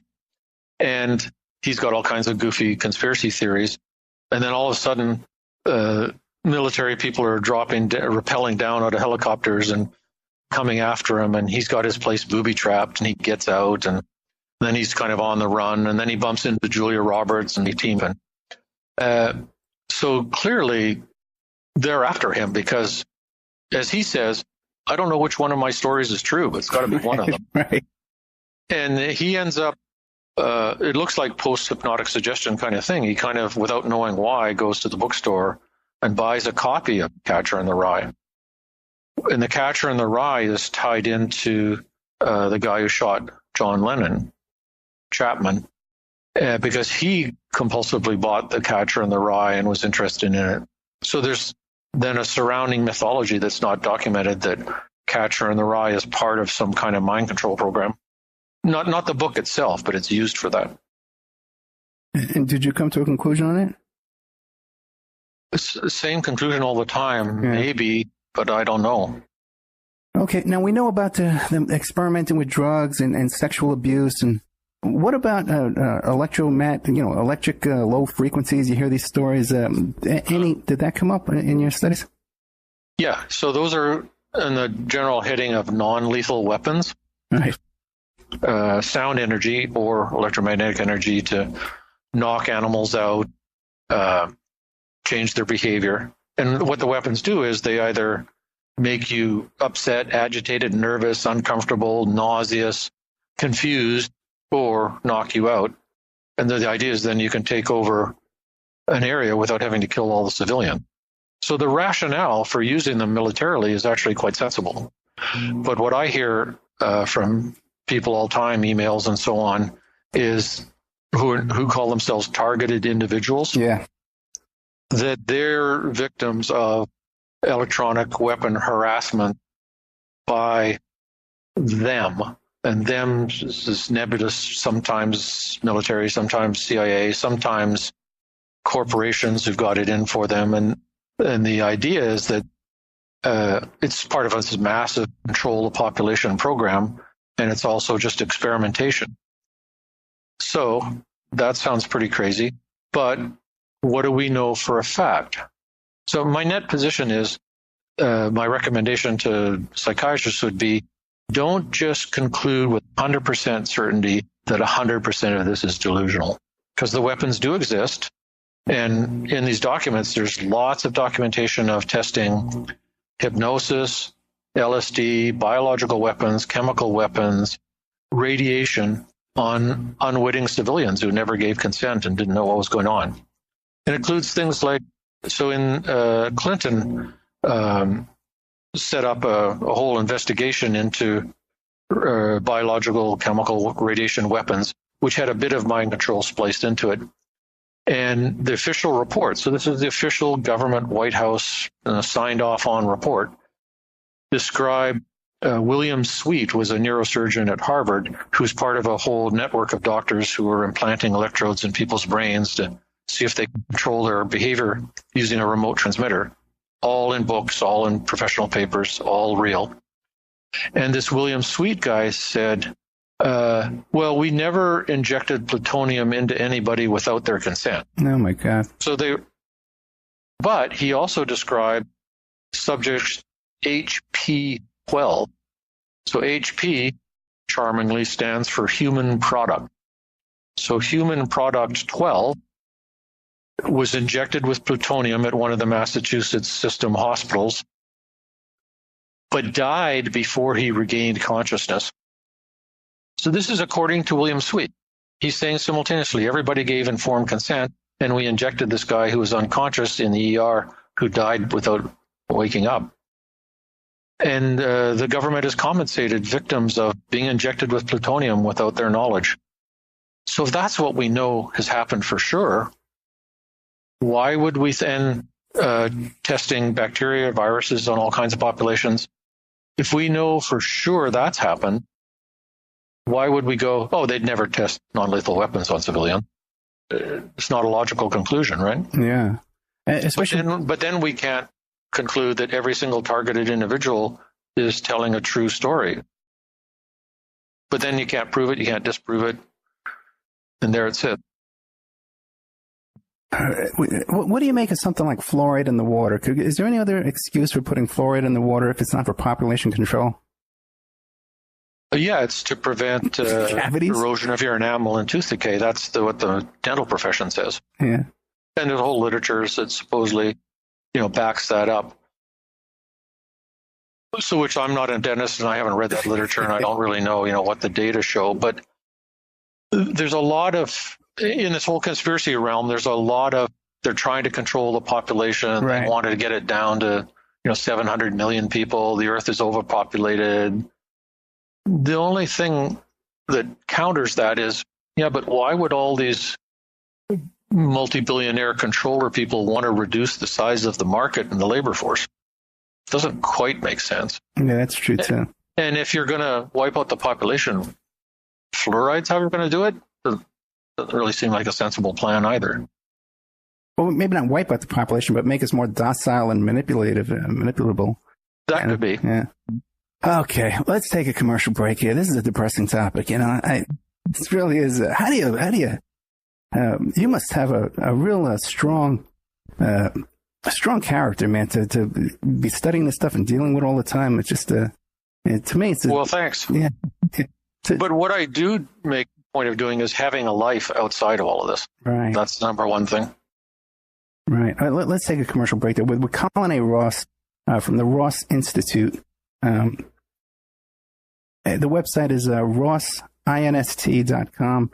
30 books on there, like I said before. And if you want to check out his webinar, traumaedessentials.com. The next one's June 16th, but there's one every month, and he's not going to be on the next one, but he's on many of them. We'll be right back after these messages with more of Colin A. Ross with the Ross Institute. And now a word from our sponsors.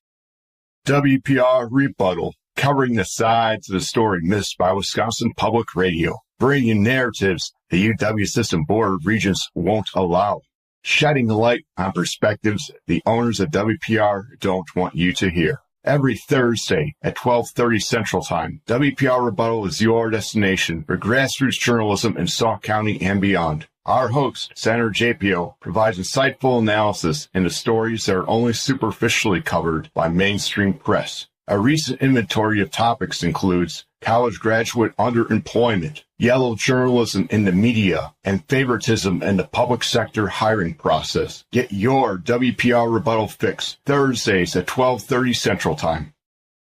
The Opperman Report is brought to you by SubhashTechnosis.com. Subhash Technosis is a search engine optimization and website design company located in India. So you know you're going to save a lot of money and get top quality service to boot.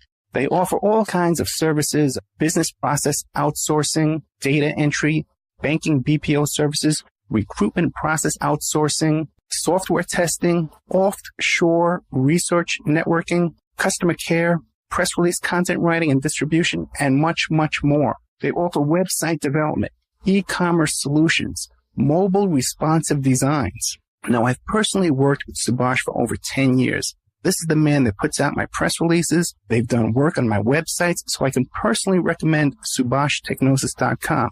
You can find a link to Subhash Technosis at OppermanReport.com and also awakeradio.us.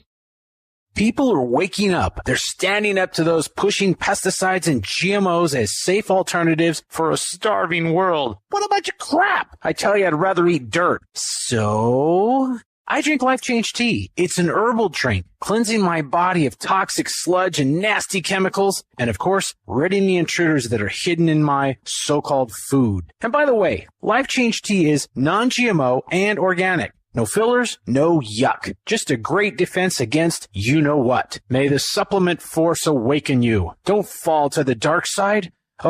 Sorry. I went to the movies last night. Anyway, enough said. How do you get that herbal drink and change your life? GetTheTea.com. That's GetTheTea.com. You will awaken. You will get stronger, and you might even lose a bit of weight. So awaken to Life Change Tea and the many one-of-a-kind supplements at GetTheTea.com. That's GetTheTea.com. May the supplement force be with you. We all have questions. Did he do it or did he not? We all have opinions, but do we really know the truth? New evidence will now be presented and the ultimate answers will be revealed in the explosive documentary, Serpents Rising. Inspired by the bestseller Double Cross for Blood, an independent investigation of the trial of the century, the lies, the myths, and the concealed evidence. Don't miss Serpents Rising. This excellent documentary film is available at Serpents Rising at Vimeo Videos on demand. Watch it for $1.99.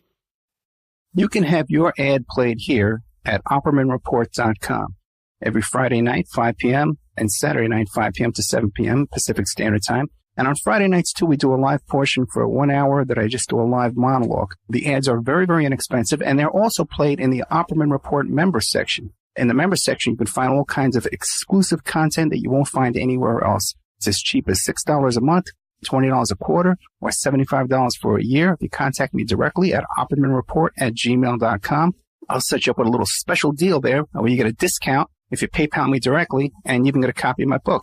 I want to thank William Ramsey, who helps us produce the show and book guests. You can find William Ramsey, who's an excellent author, at William Ramsey Investigates on YouTube. Okay, welcome back to the Opperman Report. I'm your host, private investigator Ed Opperman. We're here today with Dr. Colin A. Ross from the Ross Institute. We're talking mainly about his book, CIA Doctors, but all over the place. Dr. Ross, knowing what you know, if you had access to the drugs and the hypnosis and all the equipment that they have, do you believe that you could successfully create a Manchurian Candidate? Oh, yeah. 100%, definitely. No question, because others have done it before. Yeah. Well, the interesting little side note on the Manchurian Candidate. So the Manchurian Candidate book and movie were the 50s, early 60s, and Frank Sinatra was the kind of hero in the Manchurian Candidate movie, who was foiling the mind-controlled shooter. And the reason he was called the Manchurian Candidate was because he and Frank Sinatra were GIs in the Korean War, and they were passing through Manchuria, and they got captured and mind-controlled and brainwashed by communist Chinese guys.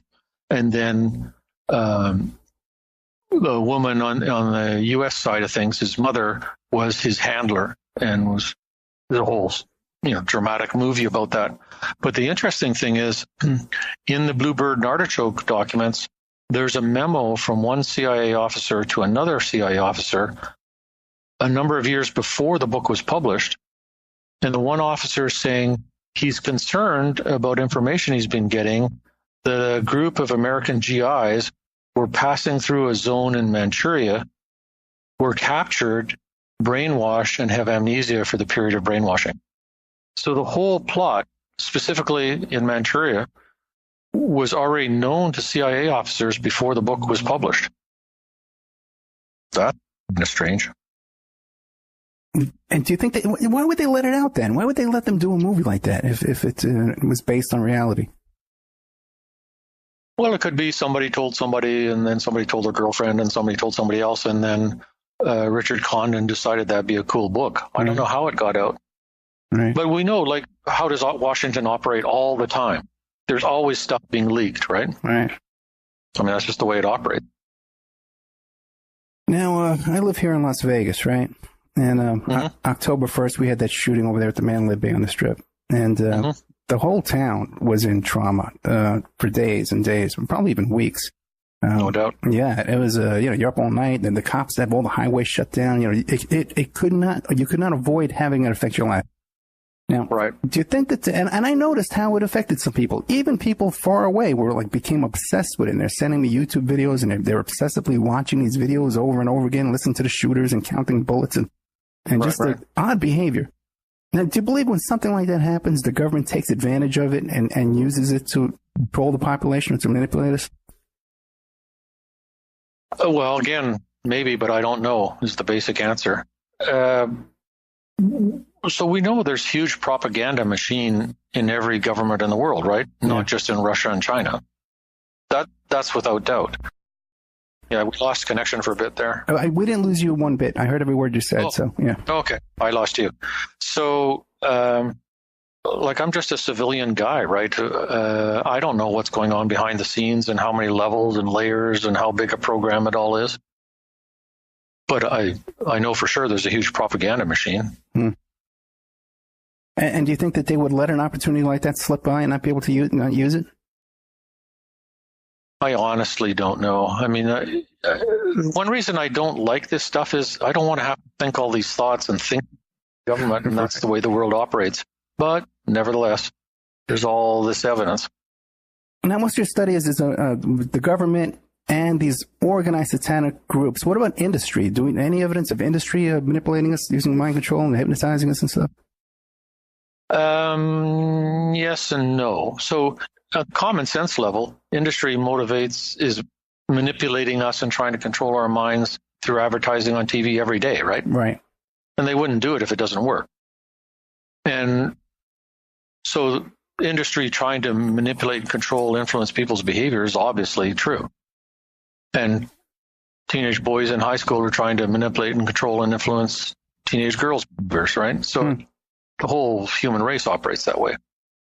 So the question becomes, as in subliminal advertising and all these other things, exactly to what lengths do they go and how extreme is it and what technology are they using?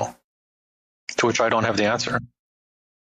But obviously we know that corporations are trying to influence people's behavior. That's what sales is all about.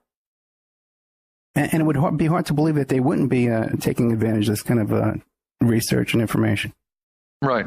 So what we do know for a fact is that back in the MKUltra area, so contracted investigators were at places like Harvard, if we include the CIA and the military mind control experimentation.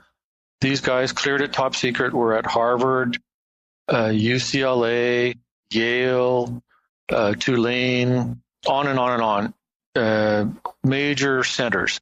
And they were MKUltra cleared it top secret contractors included the American Psychological Association, editors of major psychiatric journals, editors of major textbooks, and there's a whole network of guys. So it was systemic, organized, and built into the power structure of psychiatry, for a fact, beyond a shadow of a doubt.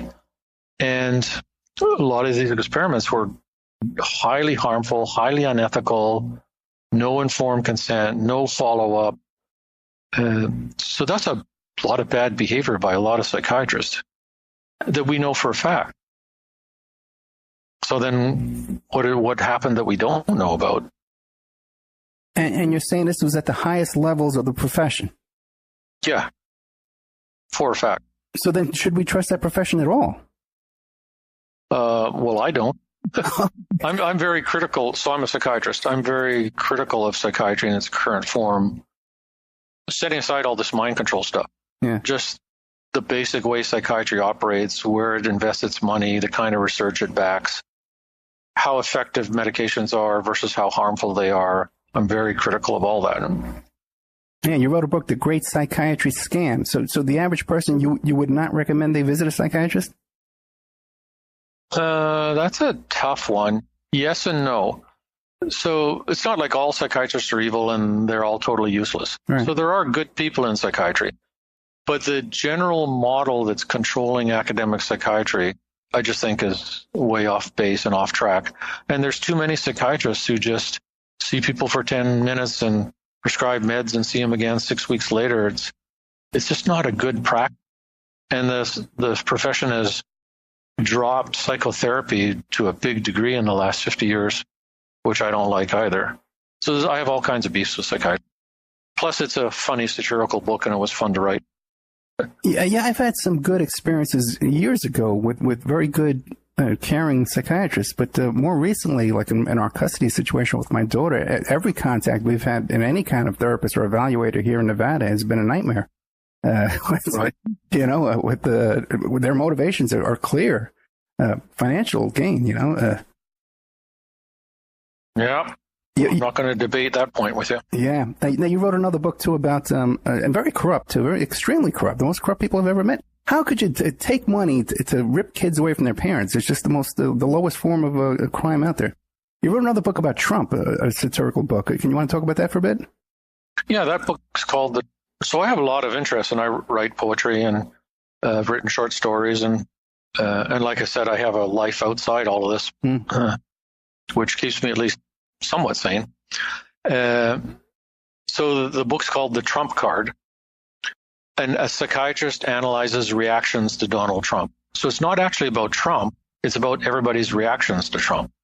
And the reason it's called The Trump Card is the device is there's the Rorschach ink blot test that people use, where you look at those ink blots and you tell the psychologist what you see, and then he uses that to analyze your subconscious mind, supposedly.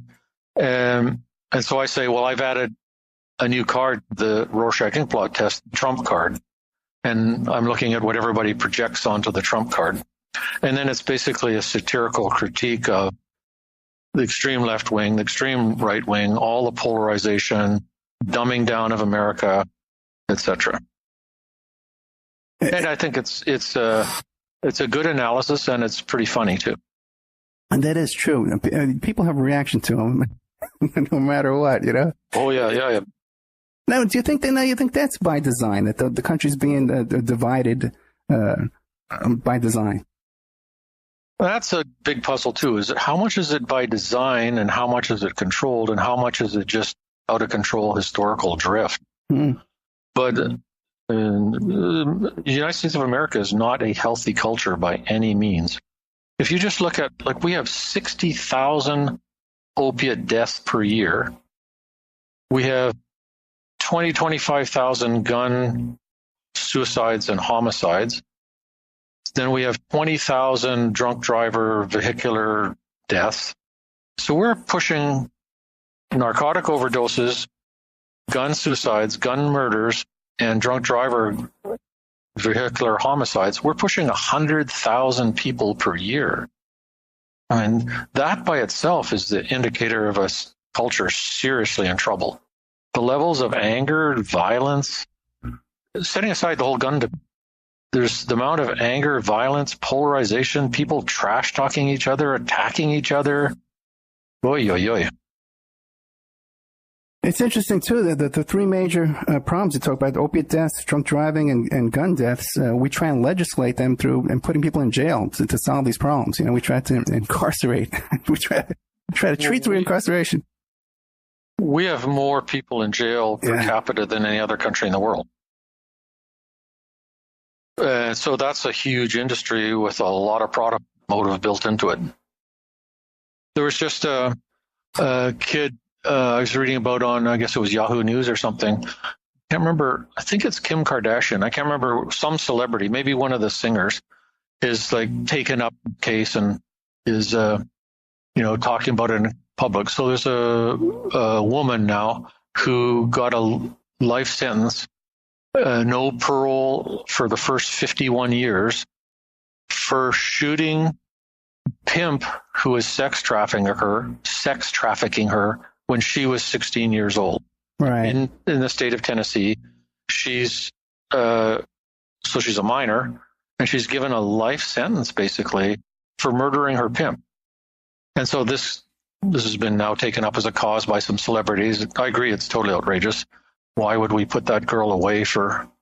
I mean, you can't just walk around killing people. No, 51 years for a minor who shot her pimp. Point being, in the article it says there's actually 2,300 people in prison in Tennessee for life based on crimes they committed as minors. But this doesn't happen in other countries. Yeah, it's just tragic, and it seems like our leadership is so corrupt. Just couldn't give less of a damn about the betterment of society in any way. Well, that's how it's hard not to see politicians that way, that's for sure. Yeah. Now, have you, interesting you mentioned the prison system, have you run across any of these experiments being done on prisoners as well? Not current day, but yeah, MK Search, there's a sub-project there, so you mentioned about Sharon Tate. So there's a whole web there, Sharon Tate, Charles Manson, Jim Jones, the Satanic Church, Anton LaVey. There's all kinds of these nebulous connections between all these people. And it just depends which little set of connections you follow in which direction. So one of the survivors of the so-called mass suicide, which I think was mostly people getting murdered, but some people did drink the Kool-Aid and die. So that's in South America. Jim Jones is the head of the People's Temple. And so I'll just illustrate how these things sort of tie together, but it's hard to tie it all down. So Jim Jones had the People's Temple in Ukiah, California, and he decided that he was going to move to South America. So here's this guy who's got like a small cult and mostly kind of poor, not so literate black people and lower working class white people and so on. And all of a sudden, okay, we're going to move to South America because it's not safe here. How does he choose a location in the middle of the jungle in South America? Well, lo and behold, his advanced scout person was a British intelligence contractor arms dealer guy, and the site was a former training base of the Green Berets. So this was not, there was already buildings there, there was an airstrip, there's everything. So Jim Jones somehow got himself connected up with whoever was in charge of this no longer used military training site. So that's not random coincidence. And then there's a whole, it just goes on and on. I could tie it into this and tie it into that. But it's this network of facts that can't be coincidence, can't exactly totally prove what's going on all the time. In your research, did you run across a cult called the Process Church of the Final Judgment? So my dad got transferred to England in the 60s, which was amazing, from Winnipeg, Canada, which was kind of a pokey place. 1966, all of a sudden I'm in London, the Beatles and the Rolling Stones. And I actually lived next door to Mick Jagger by random coincidence. Really? And actually talked to him a few times, which is pretty amazing when you're the 16-year-old Canadian kid. And I actually got approached on the street by a pretty nice-looking young female recruiter for the Process Church, but didn't attend any of their meetings or anything. But yeah, so I've been aware of them since the 60s. And they're tied in nebulously to Anton LaVey and this, that, and the other. And Manson and the Manson, right. Yeah. And it seems too that there's always this that they're trying to cause racial division. Like there was a theory behind the Son of Sam murders and the Manson murders, that they wanted to cause chaos and division. Right. But does that come up in MK Ultra, that's their motivation? You can't see that in the documents. There's a very good book published fairly recently about, it's all, again, sort of nebulously connected in together, but there's the Symbionese Liberation Army. Head guy was Donald Fries, and they captured Patty Hearst, and they held her for 42 days, had her locked in a closet, sensory deprivation, sensory isolation, food deprivation, mock killings and attacks of her, pretending the FBI was raiding, pointing guns at her, and then she ends up with an alias Tanya helping them in a bank robbery. So here's this Donald DeFries guy who's a, basically low-level street criminal guy who somehow is using exactly all of the mind control technology that was developed in MKUltra and that's used at Abu Ghraib and at Guantanamo Bay. And lo and behold, this guy called Colston Westbrook, who was a psychological warfare expert for the Army during the Vietnam War, which puts him in the same world as Phoenix program, and I have a copy of Colston Westbrook's MA thesis from the University of Berkeley, and I have his social security number, his birth date, and everything. He created the Black Cultural Association and came into Vacaville State Prison under cover of the Black Cultural Association, worked directly with Donald DeFries, gave him his code name as Sinkyu, and designed the seven-headed Cobra logo of the Symbionese Liberation Army. Which is Kwanzaa, too. Those are all the feasts of Kwanzaa. And also, Vacaville State Prison was the site of MK Search mind control experimentation with an amphetamine drug. And I have a letter from the deputy director of the CIA to Leo Ryan, who was killed at the airport in Jonestown, confirming that the CIA was experimenting in the same time period on mind control in Vacaville State Prison. And so all these things are non-randomly tied together. And then Donald DeFries just walks out of the prison. Like he just goes out a door and leaves and sets up the Symbionese Liberation Army, captures Patty Hearst. One of the survivors at Jonestown said that when the People's Temple was in Ukiah, California, Stephen Weed, who was Patty Hearst's boyfriend, was on site with Jim Jones walking around in the People's Temple site in Ukiah, California. Really? So all these things, they just can't be coincidences. Well, it's all tied together somehow. Are you familiar with the research that shows that Patty Hearst was dating DeFries? She was part of that program. She was part of a reading program in that prison. You're familiar with it? Yeah, I am. Yeah. So like it seems like all of this. What about the book, the Dave McGowan's Weird Scenes Inside the Canyon? Have you looked into that? No, I don't know that one. Okay. And what about Laurel Canyon? Yeah, Laurel Canyon. Yeah. Yeah. So I'm aware of this whole other dimension of Hollywood, music industry, et cetera, and how that all ties in. I know a little bit about that. Okay. I was going to ask you something else. I forgot now. Well, we're running out of time anyway. What do you want to leave us with? Nice day to enjoy the sunshine. Yeah. So how do I cleanse my mind? Well, so I'm 67, 68 next month, and I went in Texas, which is pretty darn warm, went for a 6-mile run this. So, have a life, be concerned with your mental health, your physical health, healthy relationships, a bunch of other interests, and don't get too absorbed and obsessed with all this stuff. And what I've been saying all along, keep an open mind, don't dismiss it out of hand, don't buy every detail, and be an intelligent skeptic about everything in life, what you hear in the media, what you don't hear in the media. And there's definitely, for sure, a whole bunch of outrageous stuff going on behind. There has to, when you look at the amount of money that's in the drug trade, sex trafficking, child pornography, that's big business. And there's got to be big, powerful people have their hands in all that. I mean, there's no other possibility. And what else they're doing in the background, who knows? Dr. Colin A. Ross, the Ross Institute, thank you so much, man. This is a really fascinating topic today.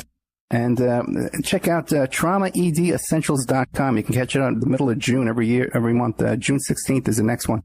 Dr. Ross, thank you so much.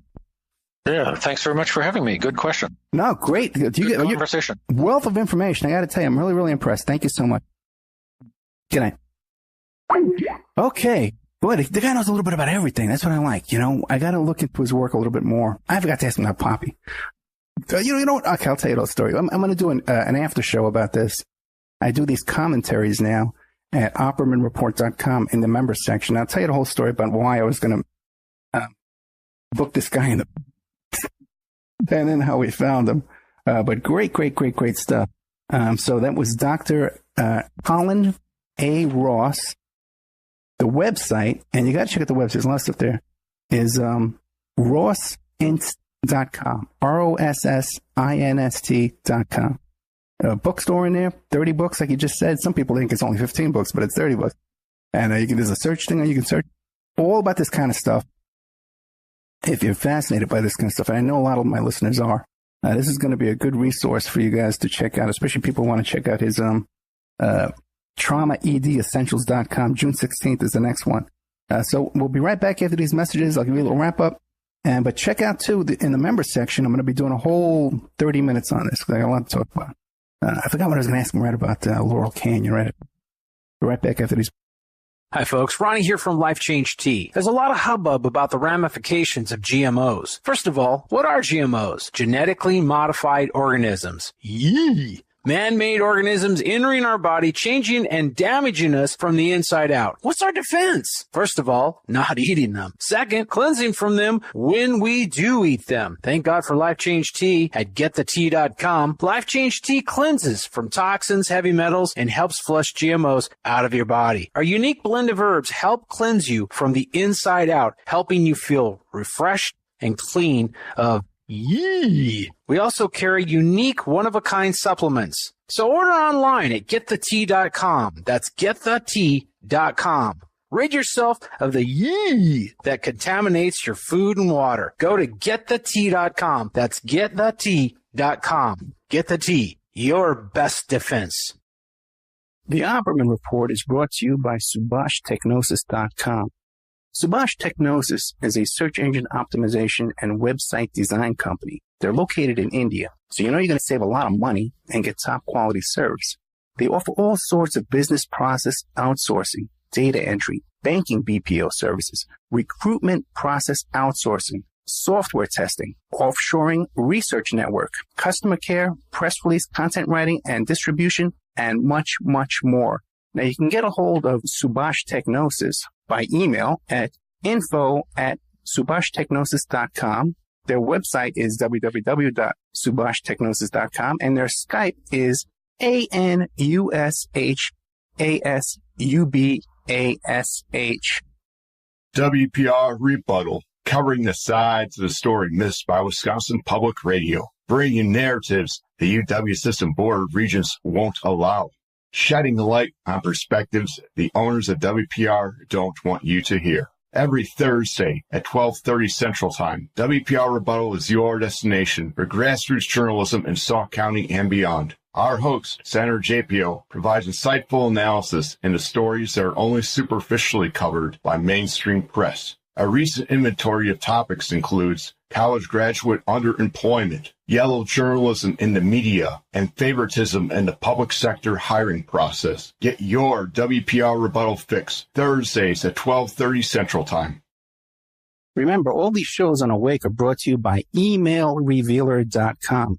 You can go to emailrevealer.com and get a copy of my book, How to Become a Successful Private Investigator. You also do all the kind of different services for you. Online dating service investigations called an online infidelity investigation. And that's where you give us your husband or your boyfriend, your girlfriend's email address, and we trace it back to their online dating websites. And we return a list of all the dating sites that email is registered to. We can expand on that investigation and trace it back to porn sites, escort service sites, swinger sites, gambling websites, and even prescription drug websites, and all kinds of digital forensics, computer and cell phone digital forensics, where we can recover deleted content from an email or a hard drive and produce a report for you that you can use in court. That's emailrevealer.com, or you can contact me at oppermaninvestigations@gmail.com. Okay, welcome back to the Opperman Report. I'm your host, Private Investigator Ed Opperman. Hey, don't forget the show is brought to you by CartKing.com, cart-king.com. You want to go into business there, into a mall there, and sell your wares. Like I was saying, coffee cart, popcorn cart, those things are money makers, man, let me tell you. You get a coffee cart and you put it in the lobby of a hospital or a high-traffic office building in the lobby there, man, you'll make a... I want to thank Dr. Colin A. Ross from the Ross Institute. Okay, we're talking about trauma, mind control. He knows a little bit about everything, though. I got to tell you, and I got a little free medical advice from him that I appreciate. Check out rossinst.com, ROSSINST.com. There's a bookstore there with 30 books. Check that out. Talk today mostly about CIA doctors, but you can see the guy knows a little bit of everything, Patty Hearst. And there's that thread going through everything, isn't it? That thread goes through everything. I'm going to be talking and doing a little commentary about this show in our members section at OppermanReport.com. Now, if you're not a member, there's about 120 shows there. So that's 240 hours of audio content on there. That would take you about a year to listen to, right? So it's only $6 a month. It's $20 a quarter, or it's $74 for a year. You sign up. If you want a discount, contact me directly. I'll give you a discount, $60 for 13 months. Deal of a lifetime. And I only do that because I'm so broke I need the money right away to pay my bills. We got a great new sponsor, Cart.com. So Cart-King, Cart-King.com. So we're chugging along here, okay? But don't want to span the show and get on more stations and be able to do more investigative reporting, take time off, away from my work to really get into some investigations some more. We got a great audio producer right now, so we can start editing things together. So become a member, man, really support the show, and when we can really get some stuff done. So thank you so much, Dr. Colin A. Ross. Coming up, I got Nathan Forrest Winters, the boy who was molested on the set of Clown House, and Gretchen Bonaducci, Danny Bonaducci's ex-wife. Got a whole list of people. Some guy that was in a cult. A lot of good stuff coming up. OppermanReport.com. So thank you so much, guys. I appreciate you for listening and being out there.